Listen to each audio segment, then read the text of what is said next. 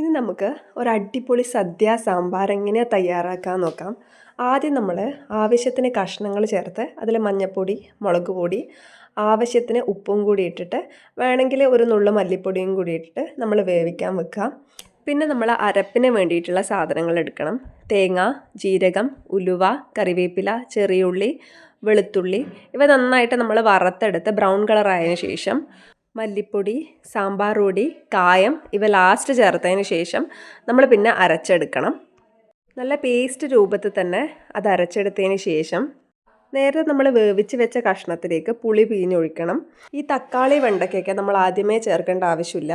കുക്കറിലായതുകൊണ്ട് തന്നെ ഭയങ്കര അടിഞ്ഞു പോകാൻ ചാൻസ് കൂടുതലാണ്. അതുകൊണ്ട് ഇങ്ങനെ വഴറ്റിയെടുത്താൽ മതി. നേരത്തെ വേവിച്ച് വെച്ച സാധനങ്ങളിലേക്ക് നമ്മൾ ഈ അരപ്പും കൂടി ചേർത്ത് ബാക്കിയുള്ള കഷ്ണങ്ങളും ചേർത്ത് ശേഷം നമ്മൾ മല്ലിപ്പൊടി, കായം, സാമ്പാർ പൊടി അവ ചേർത്ത് കൊടുക്കുക. പിന്നെ നമ്മൾ വറുത്തും കൂടി ഇട്ടാൽ അടിപൊളി സാമ്പാർ റെഡിയായി.